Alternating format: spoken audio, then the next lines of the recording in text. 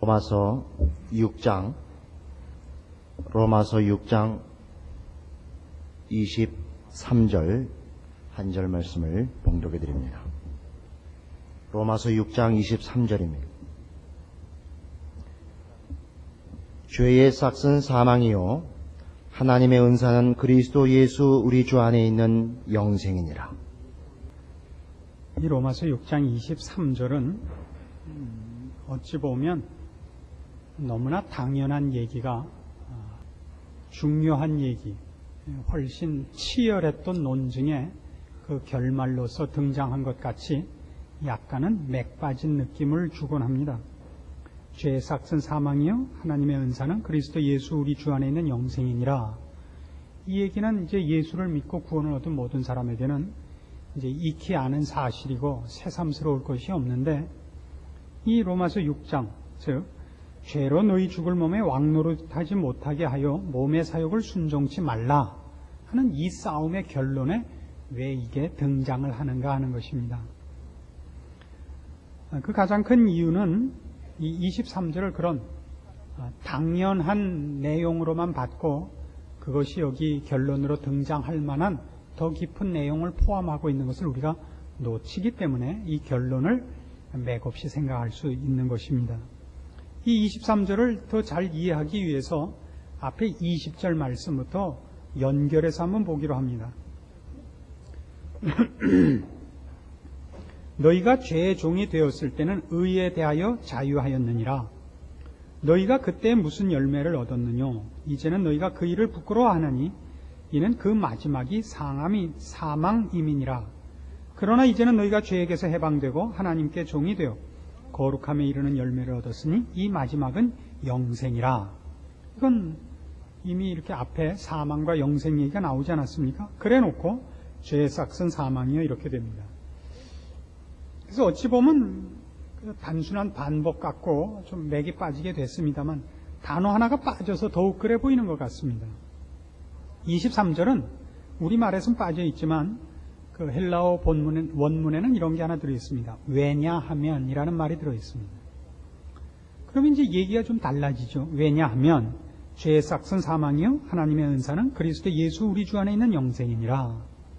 그 앞에 있었던 얘기에 근거로서 23절이 있다고요.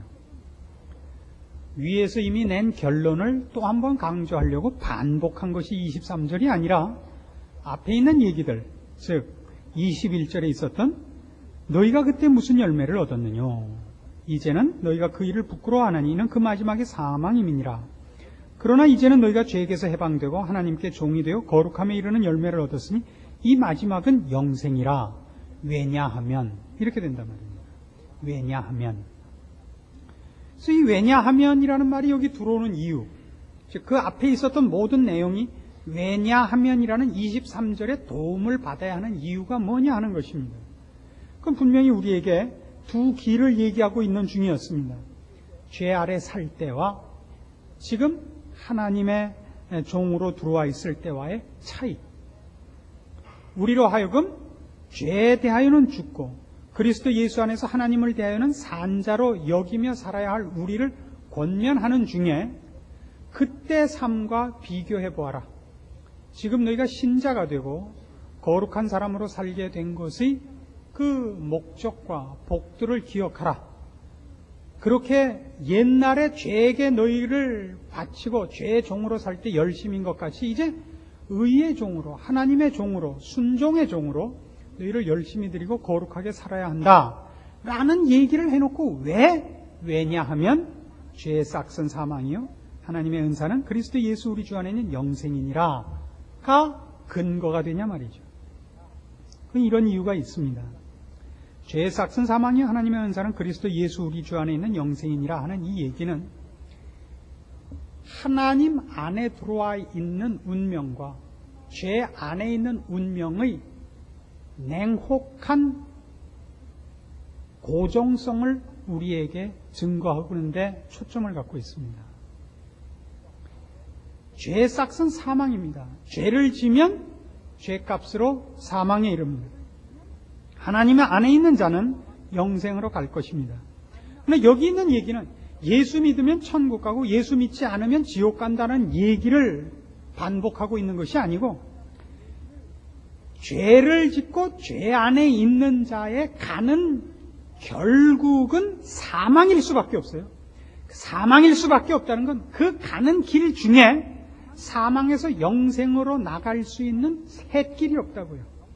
이 길은 죄의 종이 된 자는 그가 어느 과정에 있고 지금 어느 시점에 와 있든지 그 과정 모든 것들이 사망으로 가는 길목에 불과한 것입니다. 그 결론에 이르는 냉혹한 일관성을 가지고 있단 말이에요. 죄의 싹은 그래요. 하나님 안에 들어와 있는 신자가 된 길도 또한 냉정하게 영생으로 가는 길로 그 길이 연결되지, 그 길에서는 사망으로 빠지는 곁길이 없다고요. 이걸 강조하려는 겁니다. 왜냐하면이라는 것으로. 왜요? 왜 왜냐하면이 등장했고 이 얘기를 해야 되느냐 하면, 이 로마서 6장이 도대체 무슨 얘기였느냐 하면, 이제 다시 처음으로 돌아가서 이렇게 크게 복음을 이해해 보세요. 우리는 아무도 하나님이 계신 줄도 몰랐고 우리가 하나님을 배반하고 살고 있는 줄도 모르는 어리석은 죄인들이었습니다. 우리는 하나님의 진노 아래 있고 이제 죽으면 지옥 갈 수밖에 다른 선택이 없는 자였습니다. 우리는 하나님께 우리의 처지를 울부짖어 보지도 않았고 구원의 필요성을 인식하지도 않았고 그것을 요청한 적도 없습니다. 하나님이 우리를 불쌍히 여기셔서 우리를 사랑하셨기 때문에 예수 그리스도를 보내사 우리를 구원하셨습니다. 두 가지 문제가 즉각적으로 등장을 합니다. 우리가 아무것도 한 것 없이 공짜로 은혜로 구원을 얻었으니, 우리가 얻은 구원이 은혜인데 구원 얻고 나서 왜 우리가 열심을 부려야 되는가? 하나님이 다 하시지 않았는가? 내가 왜 열심을 부려야 하는가? 라는 질문이 하나 있고, 그럼 도대체 율법은 왜 준 거냐? 율법의 진정한 의도가 뭐냐라는 질문이 즉각적으로 나옵니다. 그래서 로마서 6장에서는 은혜가 무엇이냐를 푸는 것이고 7장에 가서는 율법이 무엇이냐를 풀 것입니다. 이 두 가지 문제야말로 신자들의 신앙생활에 있어서 가장 많은 혼란을 야기시키는 것들이기 때문입니다. 바로 그 문제, 6장 1절에서 나왔고 15절에서 나왔던 문제 아닙니까? 그런즉 우리가 무슨 말 하리요? 은혜를 더하게 하려고 죄에 거하겠느니. 15절, 그런즉 어찌하리요? 우리가 법 아래 있지 아니하고 은혜 아래 있으니 죄를 지으리요? 이 질문이었습니다. 여기에 대한 대답입니다. 하나님의 자녀가 되면 그 길은 영생으로 가는 길이고 그 과정도 영생으로 가는 길과 연결된 과정밖에 없습니다. 그 과정에서는 사망으로 빠지는 과정이 없습니다. 죄 아래 있을 때는 아무도 거기서부터 영생으로 빠져나오는 길을 찾지 못합니다. 거기에 있는 모든 것이 다 그를 사망으로 인도할 뿐입니다. 냉혹한 일관성을 서로 가집니다.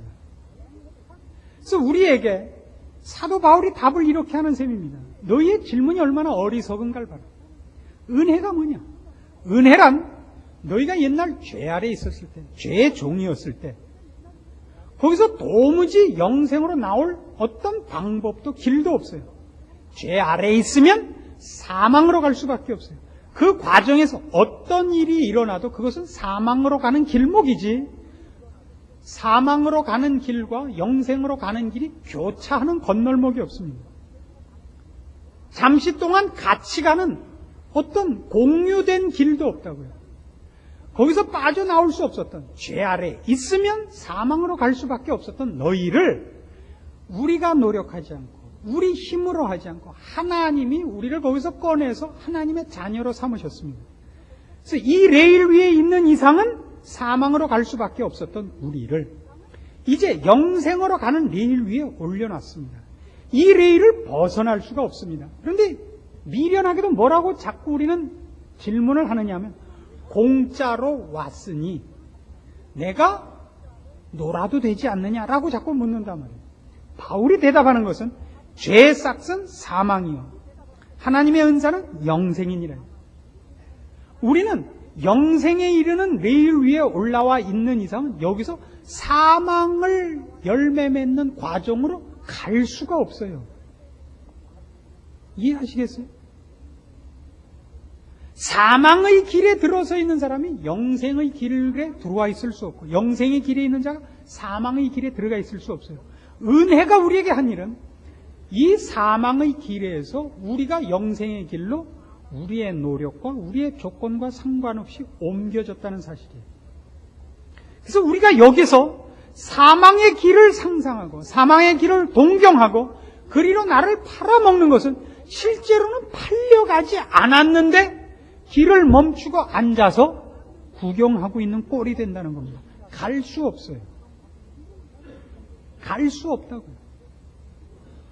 끊임없이 거기를 동경하고 끊임없이 그 자유를 소원해요. 그래서 신자들이 제일 미련하게 하는 기도가 뭐예요? 제일 미련한 기도가 죽기 5분 전을 가르쳐 달라는 거 아니에요? 왜 필요하죠? 죽기 5분 전이? 그동안은 이 길에 가서 놀겠다는 거 아니에요? 죽기 5분 전에 기차를 갈아타겠다. 기차는 갈아탄 거예요, 이미. 영생으로 가는 길 속에는 사망으로 가는 길의 길목이 없어요. 그 중간에 사망의 길로 나갔다 들어오는 교차로가 없다고요. 왜냐하면이에요. 왜냐하면 사망의 길에 있을 때는 그 길에서 벗어날 수 없었어요. 냉혹한 일관성이라고요. 마찬가지로 우리는 영생의 길에 있는 존재들인 것입니다. 그래서 우리 모두가 알아야 하는 건 뭐냐면 은혜로 이 길로 왔다는 것 때문에 이 길을 가는 걸 게을리해도 좋다는 얘기는 아니다 말입니다. 이것이 로마서 6장에서 내내 우리를 향하여 사도 바울이 가르치려고 하는 것입니다. 갈라디아서 5장으로 가보십시오. 지난주에도 살펴본 바 있는 갈라디아서 5장 19절입니다. 육체의 일은 현저하니 곧 음행과 더러운 것과 호색과 우상 숭배와 술수와 원수를 맺는 것과 분쟁과 시기와 분냄과 당짓는 것과 불리함과 이단과 투기와 술취함과 방탕함과 또 그와 같은 것들이라. 전에 너희에게 경계한 것 같이 경계하노니 이런 일을 하는 자들은 하나님의 나라를 유업으로 받지 못할 것이요. 이런 일들이 나쁜 일이라는 얘기가 아닙니다. 물론 좋은 일도 아닙니다. 또 새겨 들으세요. 야, 우리 목사님 이게 나쁜 일이 아니랬다 하지 마시고. 여기서 이것을 저질러서 지옥을 간다는 뜻이 아니에요. 영생의 길에 올라서 있는 자들은 그 길목에서 이런 일을 만나질 않아요. 이런 일을 하는 자들은 하나님의 나라를 유업으로 받지 못해요. 왜요? 이 길, 하나님의 은혜 가운데 들어온 구원을 얻은 자들이 가는 길, 영생으로 가는 길 속에는 이런 과정이 없어요. 그 속에는 거룩으로 가는 길만 있어요. 그러니까 이런 것을 만나면 그것은 영생으로 가는 길목이 아니라고 스스로 알아차려야 돼요. 그러니까 여러분 금방 이런 질문을 하겠죠. 여러분 신자는 한 번도 이런 고민도 이런 죄도 안 짓는가? 그런 얘기가 아닙니다. 지금 성경이 우리에게 밝히려고 하는 것은 우리가 올라온 이 길, 우리가 얹혀져 있는 이 궤도가 어떤 궤도냐 하는 거예요. 이 궤도에서 사망으로 가는 길이 없어요. 우리는 이 길에서도 여기 있는 것 같이 육체의 일을 행할 수 있습니다. 이 길에서도 육체의 일을 행할 수 있지만 우리가 저지르는 이 죄들을 성경은 죄라고 하는 적이 없어요. 우리가 저지르는 일들에 대하여. 로마서 8장 1절이 뭐라 그래요?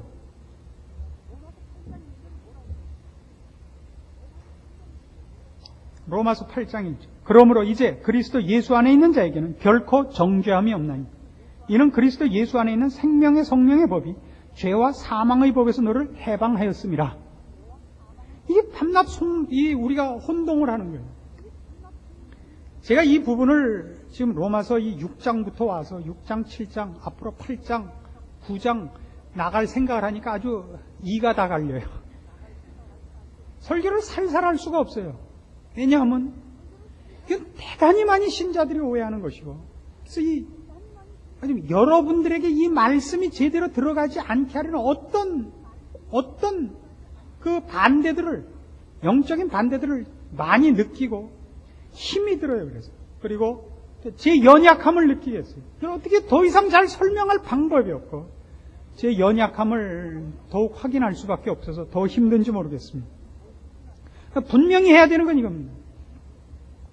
영생의 길에 올라서 있는 자들도 아까 갈라디아서 5장에 있었던 육체의 일들을 행합니다. 수군수군하는 것이 있고 당짓는 것이 있고 투기와 질투와 이런 일들이 있습니다. 그러나 그건 언제나 자녀들의 못된 짓이에요. 그 일로 인하여 자녀된 신분을 잃지 않는다고, 그걸 정죄함이 없다 그러는 거예요. 그게 죄가 아니라는 얘기는 그 하나님과의 관계가 그걸로 끊어지지 않는다고요. 죄란 언제나 하나님과 생명과 은혜와 사랑의 관계가 끊어지는 걸 죄라 그러는 거예요. 윤리적, 도덕적 나쁜 짓을 한 걸 죄라 그러지 않는다고요. 우린 정죄함이 없어요. 분명히 단언하는데 여러분이 무슨 미친 짓을 해도 천국 가는 걸 취소받진 않아요. 그러나 매는 직사게 맞을 거예요. 그건 분명히 하라고요. 그걸 죄라 그러지 않아요. 그럼 이런 걸 왜 나열하는가? 내가 가야 하는 길, 영생의 길에 이런 육체의 일이 들어오면, 내가 그것을 행하면 내가 가야 할 길과 그 과정 속에서 마땅히 할 필요 없는 짓, 사망의 길을 가는 자들이 하는 짓을 흉내내고 있다는 걸 알아차리란 말이에요. 그것이 성경이 이런 일들을 나열하는 이유입니다. 그러나 우리가 그것에 졌다고 해서 영생으로 가는 길을 취소당하진 않는다고요. 이 길에서는 절대 사망의 길로 못 가요. 여러분은 죽었다 깨도 이제 다시 절로 가질 않아요. 그러려면 여러분이 예수 그리스도의 십자가를 취소시켜야 돼요. 이걸 아십니까? 우리가 얻은 구원의 확실성을 아십니까? 그리고 여러분의 운명을 바꿀 수 없는 여러분이 얻은 구원의 이 복됨을 아십니까?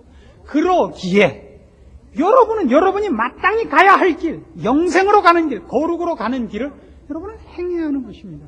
그걸 하지 않으면 그건 헛된 것이고 미련한 것에 불과하기 때문입니다. 거기서 여러분이 얼마나 여러분 자신을 위하여 살며 여러분의 행복과 기쁨을 추구했느냐 하는 것은 이 영생으로 가는 길에 있어서는 도무지 도움도 되지 않고 그건 나중에 남을 것도 아니고 보람이 없고 의미가 없는 짓들이란 말입니다. 영생을 향하여, 거룩을 향하여 여러분을 채찍질하도록 구원은 우리에게 의도되어 있고 우리에게 요구하고 있는 것입니다. 이것이 왜냐하면입니다. 왜냐하면. 이 왜냐하면이 이제 이해가 되십니까? 여러분은 그때 죄의 종이었고 부끄러웠고 사망으로 달려가고 있었습니다. 죄의 싹은 사망입니다. 거기서는 벗어날 길도 없고 그 길목에서는 영생과 연결되는 교차로가 없습니다. 그러나 이제는 우리는 하나님의 자녀가 되었고 그리스도 예수로 말미암는 구원을 얻은 영생의 길에 들어선 자가 되었습니다. 이 일관성, 이 양쪽의 길에 극단적인 대조, 서로 다른 길, 서로가 교차하지 않는 이 길, 이것을 기억하고 여러분이 서 있는 여러분의 지위, 여러분의 운명, 여러분을 향한 구원의 의도들에 걸맞게 살라는 것이 로마서 6장의 가장 중요한 핵심되는 권면이 되는 것입니다. 그래서 왜냐하면 죄의 싹은 사망이요가 등장을 하는 것입니다. 그러나 이 문제에서 우리가 한 걸음 더 나아가 생각할 또 중요한 문제가 하나 있습니다. 그건 뭐냐 하면 인간은 결국 사망에 이르거나 영생에 이르는 두 길밖에 없습니다. 이 두 길을 하나님 안에서 하나님의 자녀가 되어 영생에 이르던가 죄의 종이 되어 사망에 이르던가 하는데 여기서 여러분이 꼭 구별을 해야 될 것은 죄의 싹은 사망이라는 이 표현입니다. 죄의 싹으로서 사망, 죄의 값으로서 사망을 누가 주는 겁니까? 더 우리가 깊은 질문을 하자면 지옥의 주인은 누굽니까? 지옥의 주인은 누굽니까? 상업적인 이유 때문에 이 만들어지는 영화들이 그 상업적 이유 때문에 악의 세력과 선의 세력을 대등하게 해놓고 영화를 만든다는 걸 잊지 마십시오. 엑소시스트라든가 오멘, 또 뭐 있어요? 원초적 본능, 이런 모든 것들이 악을 선과 대등한 세력으로 해서 우리가 생각하면 자칫 악은 악대로 세력을 가진 것으로 생각을 하거든요. 그렇지 않습니다. 악이란 건 뭐냐면 하나님을 떠난 것입니다. 불순종이요 배신입니다. 그래서 죄의 싹을 누가 주냐면 하나님이 내리시는 겁니다. 지옥의 주인은 하나님이십니다. 하나님이 형벌로 다스리는 장소가 지옥입니다.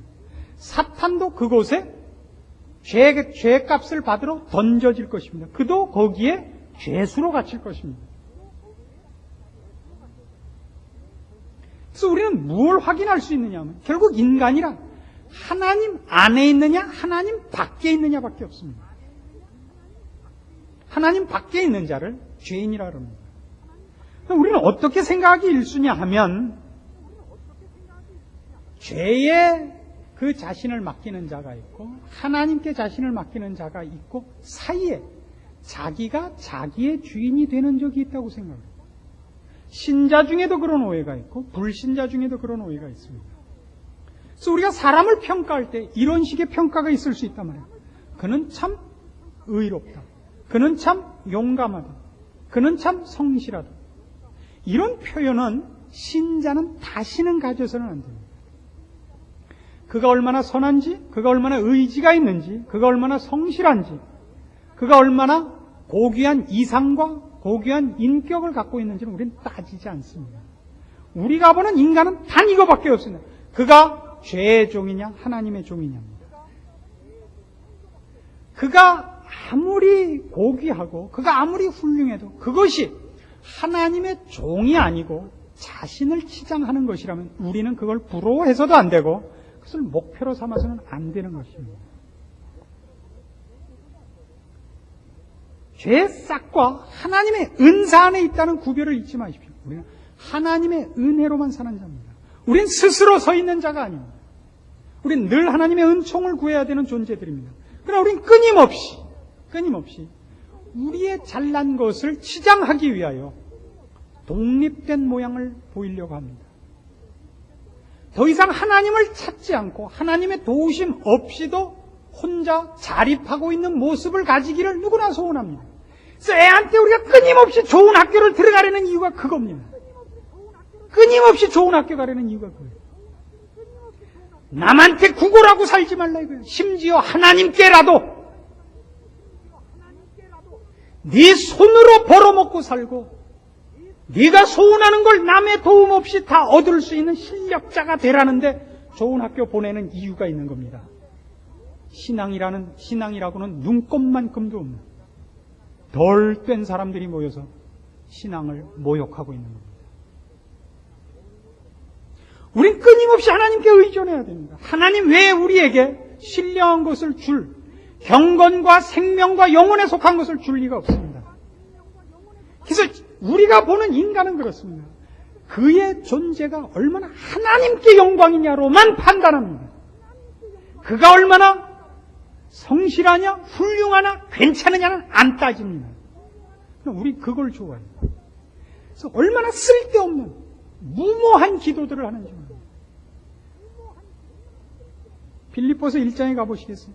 이런 식의 사람이 돼요. 빌립보서 1장 12절 신약성경 318페이지입니다. 형제들아 나의 당한 일이 도리어 복음의 진보가 된 줄을 너희가 알기를 원하노라. 이러므로 나의 매임이 그리스도 안에서 온 시위대안과 기타 모든 사람에게 나타났으니 형제 중 다수가 나의 매임을 인하여 주 안에서 신뢰함으로 겁없이 하나님의 말씀을 더욱 담대히 말하게 되었느니라. 어떤 이들은 투기와 분쟁으로 어떤 이들은 착한 뜻으로 그리스도를 전파하느니 이들은 내가 복음을 변명하기 위하여 세우심을 받은 줄 알고 사랑으로 하나 저들은 나의 매임에 괴로움을 더하게 할 줄로 생각하여 순전치 못하게 다툼으로 그리스도를 전파하느니라. 바울은 유명한 하나님의 일꾼이었습니다. 그러나 당시에 바울이 모든 사람에게 칭송을 받고 인정을 받은 것은 아닙니다. 그게 반대파도 있고 시기하는 사람들이 있었다고 합니다. 바울이 일하는 걸 시기해서 그의 일하는 걸 늘 마음에 좋지 않게 생각하다 바울이 옥에 갇혔어요. 기회는 찬스다 이렇게 된 겁니다. 그죠? 뭐라고 떠들고 다녔냐면 봐라. 만일 하나님이 기뻐하시는 종이었다면 왜 감옥에 갖다 가두겠는가? 엘리야를 봐라. 엘리야 언제 잡힌 적 있느냐? 그렇지 않았겠어요? 그래서 바울을 시기했던 사람들이 바울이 갇히자 우리가 진짜다. 우리는 안 갇히지 않았느냐. 그리고 열심히 전도를 하고 돌아다닌 거예요. 바울은 가짜고 우리가 진짜다를 증명하기 위해서. 그러자 이번엔 바울을 인정하는 쪽에서 억울한 거예요. 그래서 이제 우리가 존경하고 우리가 칭송에 맞지 않던 우리 바울 사도가 이렇게 잡혀서 하나님의 복음을 못 전하게 되었으니 이제 우리라도 하자. 그래서 이 좀 힘을 안 내던 그의 추종자들도 열심히 그렇지 않다. 우리 선생님은 진짜다를 증명하기 위하여 또 열심을 내기 시작을 했어요. 18절. 그러면 무엇이뇨? 외모로 하나 참으로 하나 무슨 방도로 하든지 전파되는 것은 그리스도니 이로써 내가 기뻐하고 또한 기뻐하리라. 이게 훌륭한 사람인 겁니다. 우리가 사람을 평가하는 방법입니다. 그의 존재가 하나님의 영광을 위해 어떻게 필요한가? 그가 자신의 존재 가치를 하나님과 어떻게 연결해서 보는가로 우리는 사람을 평가합니다. 그가 어떻게 하나님의 도움 없이도 스스로 자족하고 사는가는 절대 평가 방법이 아닙니다.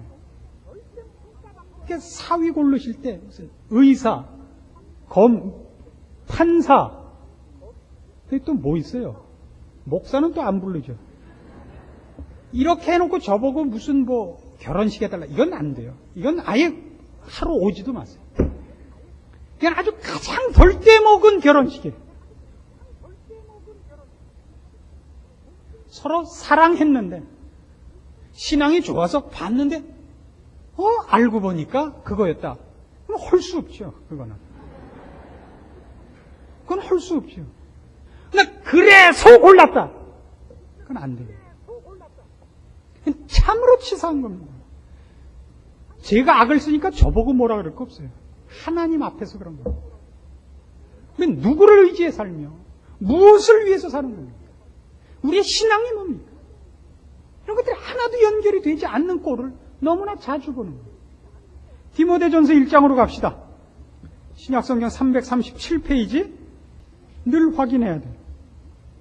디모데전서 1장 12절. 나를 능하게 하신 그리스도 예수 우리 주께 내가 감사함은 나를 충성되이 여겨 내게 직분을 맡기심이니 내가 전에는 회방자요 핍박자요 포행자였으나 도리어 긍휼을 입은 것은 내가 믿지 아니할 때 알지 못하고 행하였습니다.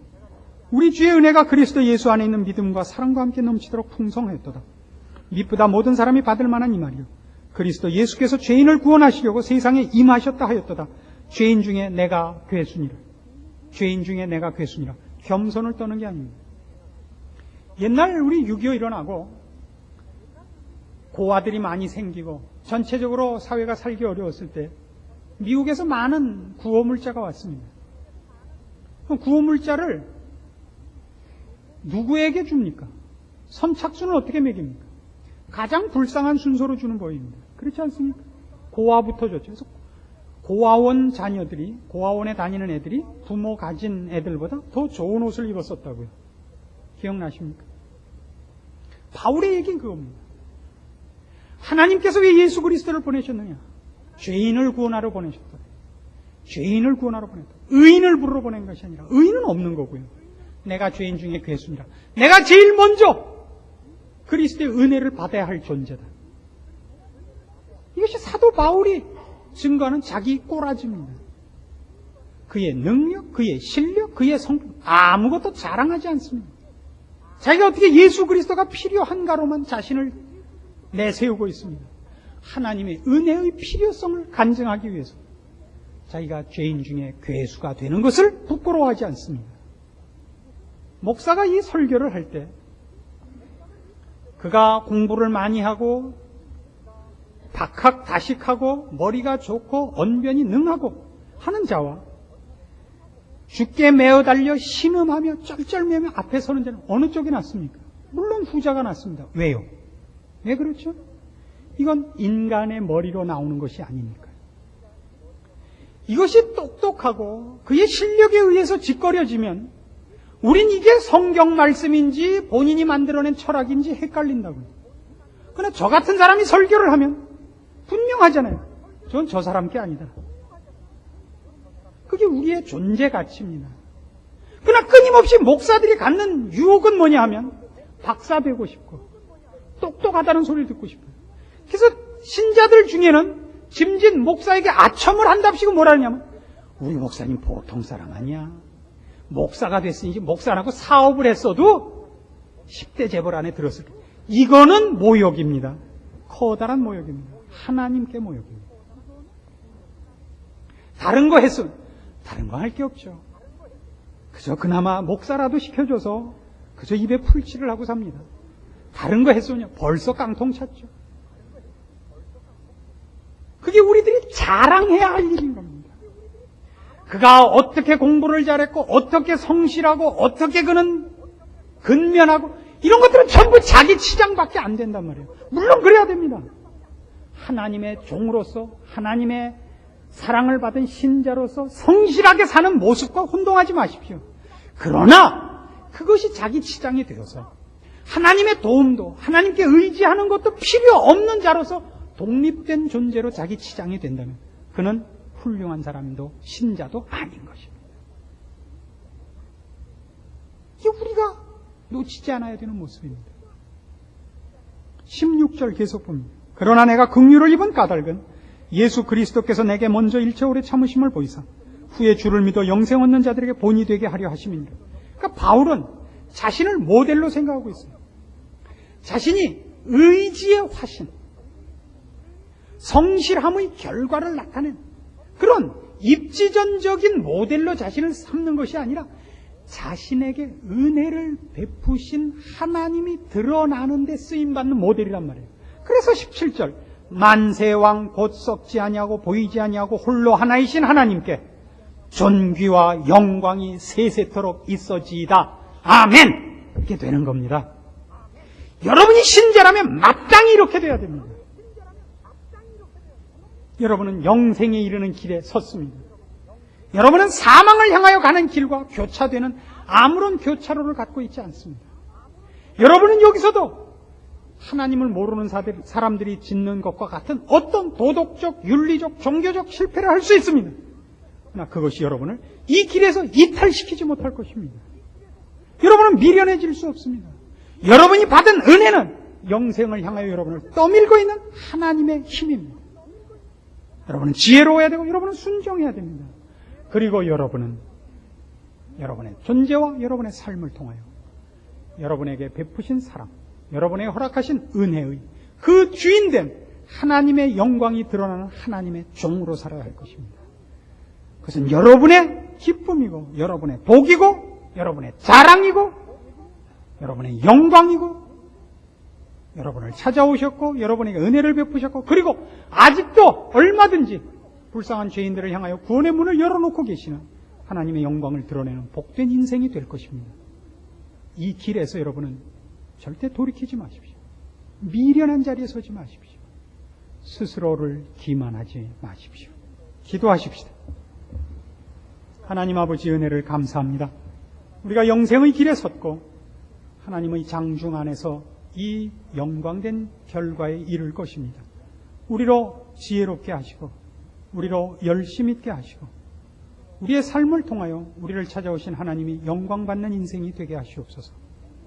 살아도 주를 위하여 죽어도 주를 위하여 죽을 수 있는 복된 신앙의 안목을 갖게 하시고 인내하게 하시고 열심을 품게 하시고 마음과 뜻과 정성을 바쳐 우리 하나님 사랑하게 하시옵소서.